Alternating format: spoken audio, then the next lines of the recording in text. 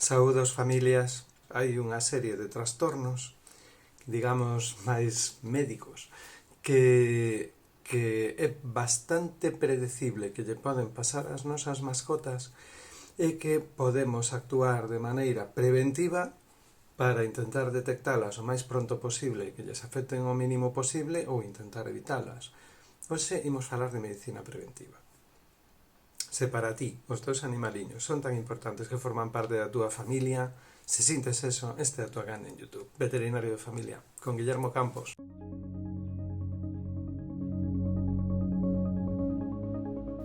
Hoxe imos dividir os problemas de saúde que poden ter os nosos peludos en dous tipos. Os que nos pasan de maneira impredecible, un accidente, unha enfermedade inhabitual, e os que nos pasan de maneira máis ou menos previsible. Esto se veía venir. Todos sabemos que contra algunhas destas enfermedades pois estamos actuando todos pois de maneira constante, non sei, contra os parásitos, contra as enfermedades contra as que se vacina, pero hai moito máis. Vou facer un pouco de recopilación das enfermedades que no día a día os veterinarios vemos que aparecen con frecuencia e razonablemente previsible que aparezan nos gatiños e nos canciños. E que non as vemos de maneira patente. ¿Dónde está? Non lo veo. Porque claro, se é unha cousa que, sei, imagínate unha cousa que o deixa sin vista, pois todos nos damos conta. Bueno, ao mellor non, hai uns que son moi mañosos. Pero hai moitas cousas que están aí, que lle están limando a saúde e que, que podemos non darnos conta durante moito tempo.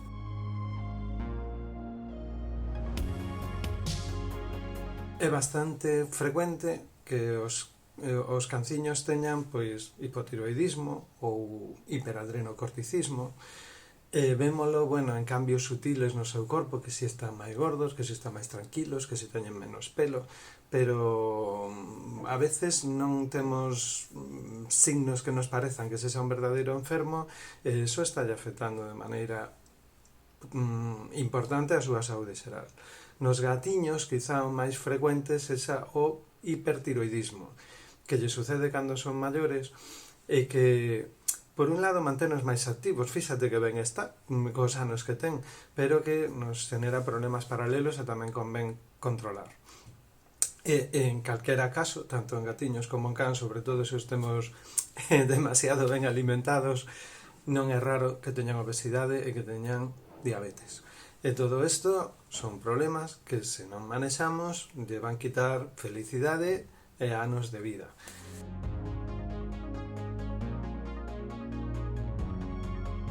Nos canciños de raza pequena é frecuente que a válvula mitral deixe de funcionar normalmente a partir da mediana idade.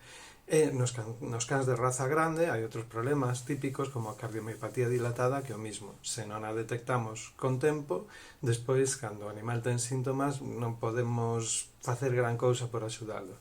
Nos gatiños tamén hai problemas cardíacos típicos de cando son maiores, que están relacionados, por exemplo, co hipertiroidismo ou coa hipertensión, que é outro problema que deberíamos controlar nos gatiños maiores, e que fan que o seu corazón se faga cada vez máis ríxido e os huecos dentro cada vez máis pequenos, e non imos notar nada ata que, ao mellor, resulta que un día che aparece frito e non sabes que pasou.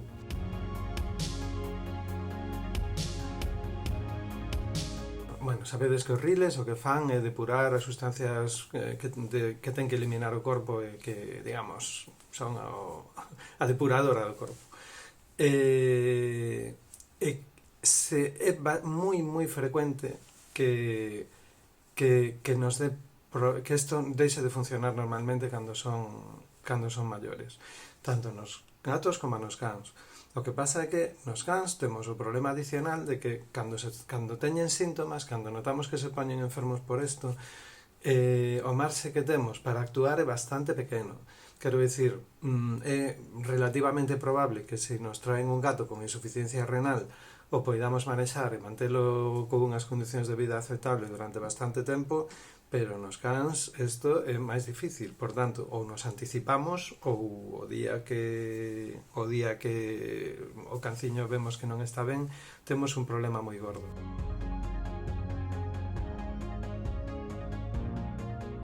sobre todo nos cans, a frecuencia coa que aparecen tumores é moi alta. E hai razas nas que é espectacularmente alta. Xa, se falamos únicamente de tumores de mama, as cadelas que non están esterilizadas, cerca da mitade delas van facer tumores de mama. Bueno, hai estadísticas que veñen a orientar de que máis ou menos a mitade dos cans van ter, se chegan a vellos, algún tumor que non sexa inocente na súa vida. Entón, isto hai que intentar adiantarse. Moitísimos tumores, se actúas sobre eles cando son unha cousa que non deu ningún síntoma pequeniña tal, quítalo en paz. Pero se esperas a que o can este enfermo, eso normalmente é un cancro. Esta é unha enfermedade moi grave que necesita un manexo pois costoso, con un resultado incerto moitas veces.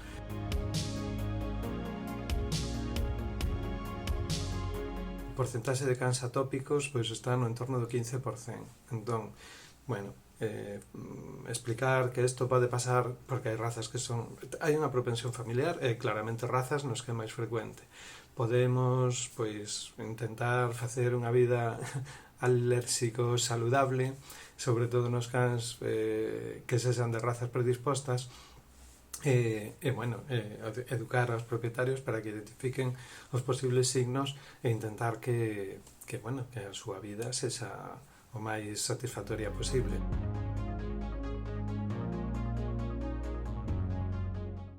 O motivo de dolor máis frecuente é o dolor de espalda.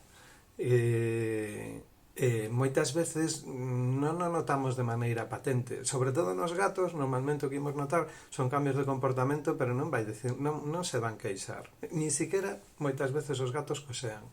Entón, todo isto necesita que o teñamos presente e o busquemos activamente, porque un can que ten picor, ou un gatiño, ou que ten dolor, ten unha merma importante na súa calidade de vida. Eu creo que tanto vos como a nós o que queremos é que estén felices. Que facemos? Nas revisións que facemos cada ano coas vacinas, pois normalmente fais un exame física e fais unha serie de preguntas e, intentas facerte unha idea de se pode haber algún problema deste tipo. Pero pode irse máis alá. Pódese e débese. Coño, cuidar a esa criatura, padres, hostias. Por iso, en moitos centros veterinarios hai uns programas de medicina preventiva que se poden chamar, desde igualas, plans de benestar, plans de saúde. Isto é interesante, quero dicir, para o primeiro tipo de problemas, non? Os accidentes imprevisibles, para eso están os seguros. Pero para profundizar na medicina preventiva deben facerse probas analíticas,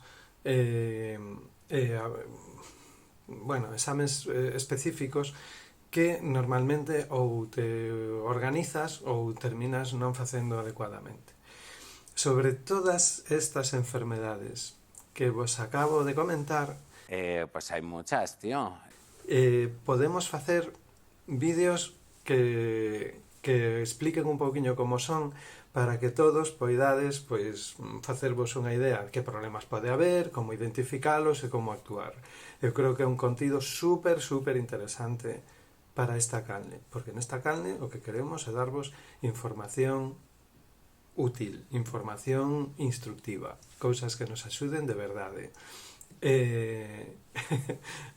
Eu xa sei que é bonito poñer cachorriños e gatiños así facendo cousas graciosas. Ya se verá. Pero para eso tedes montóns de canles en YouTube. Esta é a do voso veterinario. A do voso veterinario de familia. Xa sabedes que se vos gustan os nosos temas vos podedes suscribir, que estaremos encantados de que formedes parte da familia veterinario de familia, que os vídeos que vos gusten non deixedes de darlle likes. E como sempre, despídome con un biquiño. Dicíndovos unha cousa máis. Just one more thing. Tampouco vos preocupedes en exceso. Tranquilo, mantén la calma. Se levamos un bo control ao longo da súa vida, a súa saúde, pois xa está, xa estamos facendo o que temos que facer para garantir o seu benestar. Entón, non vos obsesionedes con que poden estar pasando cousas que non vos dedes conta. Estamos aí para axudarvos nese sentido. E o recomendable para facelo todo ben é facer plans de saúde a ser posible durante toda a vida de cada animaliño. Ala, agora sí, biquiño, chao.